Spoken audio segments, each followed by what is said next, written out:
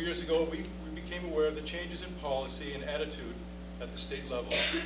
In summer of 1999, Ellen Glue and Ralph Hannon went to a Board of Selectmen meeting, armed with a report by Historic Massachusetts Inc., HMI, another one of the local Massachusetts state-level preservation lobbyist groups, which outlined a dozen school projects involving older schools that were being funded by state reimbursements. They urged the selectmen to explore the option of obtaining DOE funding for the Batcheldor School as a way of meeting the town's space needs. And at that period, we were hearing that wooden structures would not be supported in the renovation at the DOE level, but we knew from our trade shows, we'd come in and there'd be 1,000 architects at our restoration and renovation trade show, and there'd be 400 or 500 professionals who deal in this arena, and they say, we do it all the time.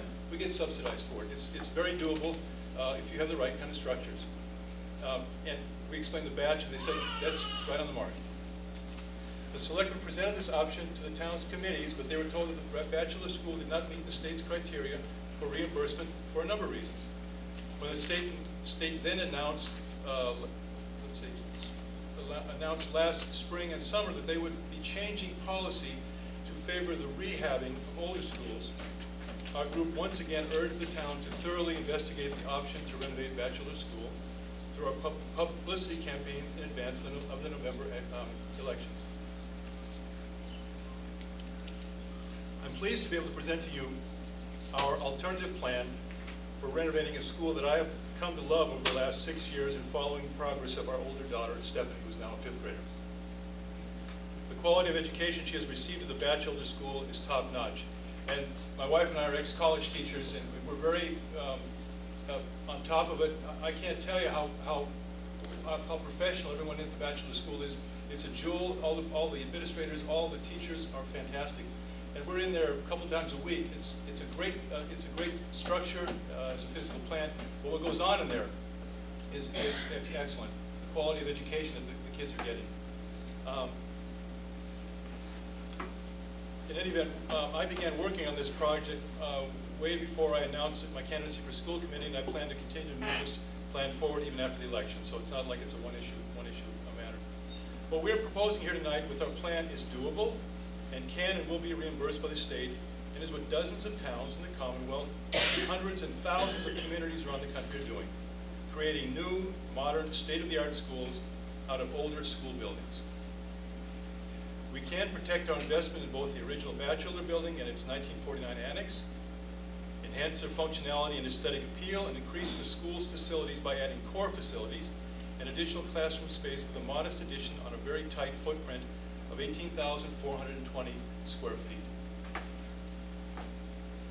I want to take a few minutes to make some general comments about our alternative LD Batcheldor renovation and expansion plan. I'm just going to speak in kind of general terms and as an overview. Ellen's actually going to do a floor-by-floor walkthrough, so you can get a sense of what we're doing, with what the architects have done with this addition renovation. We've got another sizable group out there. I feel badly that people are standing. Can we do anything? Bring them in and sit. Come on back against the wall. Hi. We can. Yeah, there's a couple of seats here. Couple more chairs. Over here. Can I sit on that one? Yeah, good. Yeah. Okay. Yeah, good. What's that? Okay. Either goes or I go, maybe some of them in the corner. Okay, I don't have to answer any questions if I sit here, do I? No, but I'm there. Okay, everybody okay outside? All right. As with any rational renovation plan, ours calls for the reuse of all existing space. This includes the original 1917 building, the two 1920 wings, and the 1949 annex. To provide for all the program needs outlined in the educational specifications of our school department, a 3-level, 18,420 square foot addition would be added to the south end of the 1949 annex.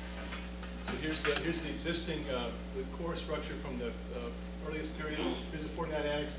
And what we're suggesting is, for example, we've got a couple of options, but this is the one we're speaking to tonight, is a gym with this 3-story structure. As I said, I'll speak to that issue in fairly general terms. Ellen will walk through it more specifically so you get a sense of what's going on. the plans respect the original school in massing, roof forms, window patterns, and materials. What's known in the business as a sympathetic addition.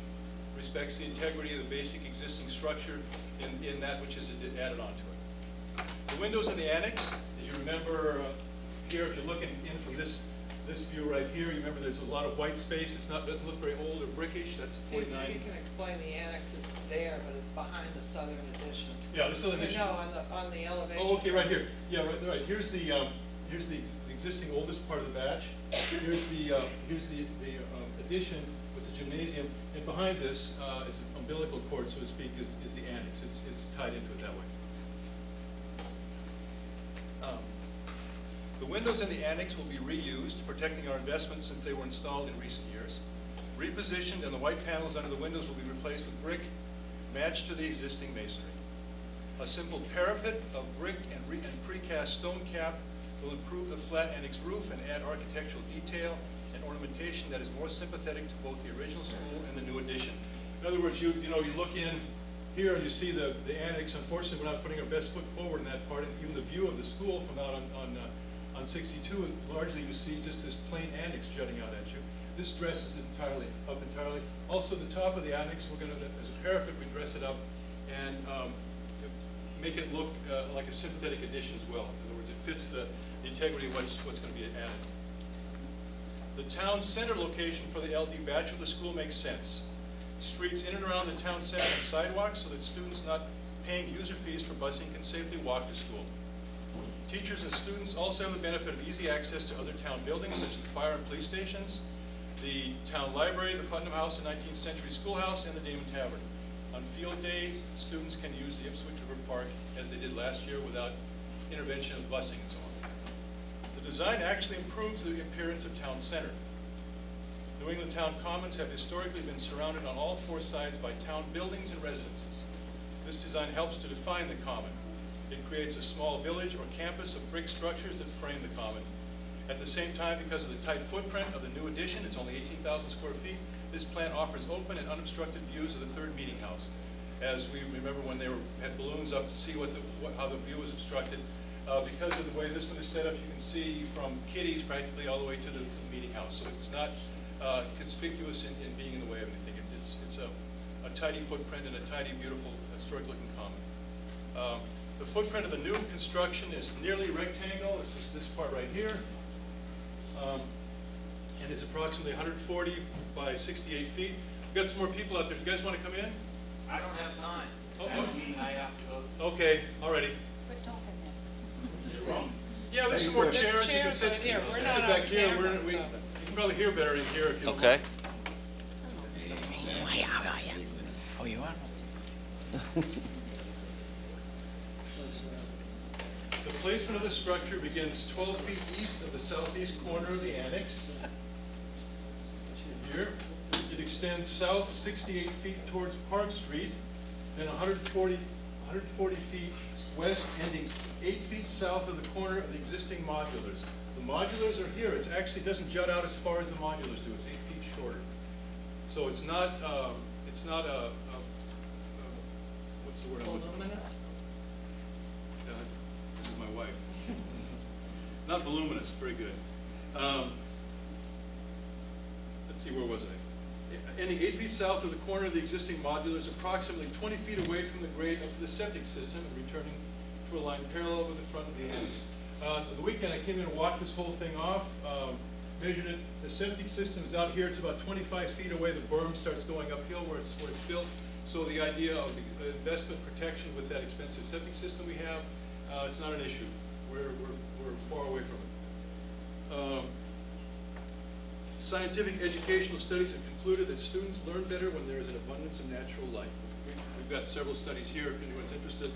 The interior plan for the school creates functional, light-filled spaces that provide a connection with the outdoors wherever possible. This is actually a 3-story atrium. There are a lot of corner offices. Ellen will go through that in much more detail. Corner classrooms, a light-filled atrium, a sunny and spacious library with possible doors to an outdoor reading terrace, faculty dining that opens up to an outdoor eating area, on-grade classrooms on the top floor of the original building that can open directly to an enclosed play yard. These are some of the important features of this appealing layout. The entire educational program, 21 regular classrooms, 4 kindergartens, 1 pre-K, and all the supporting and enrichment spaces can be accommodated easily on the site. This is accomplished with a new addition, a leveling of all floors in the original building, and decreasing the unnecessary 16-foot wide corridors in the annex, and relocating stairs and bathrooms.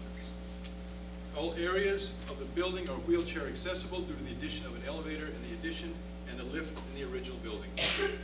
The gym and cafeteria can be opened for community events without the need to enter the rest of the school. A great security feature. The main entrance is right here, and these other egress points are closed. So you have no problem with security. And now to walk you through the entire interior space of the building, I turn the program over to my spouse and former business partner, Ellen Blue. Marty? And I said, I apologize. Right now, we'll pass out the 4-page brochure we put together just to give you an overview. It's got the floor plans, a brief narrative, and also the vital bottom line issues. And again, in anticipation of potential AV problems, hopefully I can keep this thing moving along, but I'm not the best on AV equipment. Do you want to keep this one on for a while?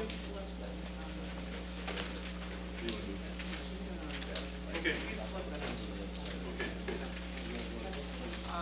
Okay, I'm going to stay with the site plan and the southern elevation for a moment, and then we'll go into each of the levels. And apologies if the dimensions in the handout are a little bit illegible. When you take 18 by 24 drawings and shrink them down and then have to half page them on a handout, it gets very tiny. So if you look at the accompanying, excuse me, typeset text that's around each of the levels, it'll give the dimensions of the room. So don't try to strain your eyes to read dimensions. You can read them right in type. Those of you who didn't bring your reading glasses, we do have the full-size drawings over here, and you can scrutinize them after the presentation. Okay, so I want to start by just reiterating, these are conceptual drawings, they're not schematic designs. Those would be on a whole nother order of magnitude of detail and would require a lot more money than we had. So, but it is enough to show that we can fully meet the educational specs for the program as outlined by our school department, and that we not only meet, but we exceed all of the state requirements that would qualify us for state reimbursement monies to proceed with the project. The new addition, which is this building again right here, and I know this seems a little bit out of scale. Remember that this is perched on the hill. The new addition would now, under this plan, become the main entry to the school building. And we do have a full another set of drawings with another alternative, which I'll mention briefly and walk through at the end. But we personally prefer this version, so this is the one we want to address in greater detail. This is the entry, and it opens into a 3-story atrium, and that is open right through to the cupola, which is also glazed, allowing this entire addition to be flooded with natural light. Obviously, south-facing windows, it gets the sun all day long. The auto access could be from Haverhill Street, or it could be from the driveway side. We prefer to show it with the auto access for drop-off on the Haverhill Street side, and the parking would be up here, the 100 spaces of parking. I know this has been debated, but I've been watching the busing plan that we've had in place for a number of years. My kids are part of it, but where we close off the street and the buses stop here and unload. And this would be the walkway then for the children from the buses into the main entrance. Now the new, I'm going to leave it on the elevation because to explain it. The new 2-story gymnasium is actually tucked in. So right here, this is 2-story gymnasium, and it actually occupies all of this space as well. So it's very compact. This is all gymnasium through this part right here. Okay, and by doing that, we were able to eliminate putting additions out towards Haverhill Street or whatever, leaving the amphitheater fully open the way it is right now, and having it with a full view to the playing fields where the children would be playing. Okay, so in the, I guess we can go into the building. You have the first level? Okay, yeah, sure. Okay.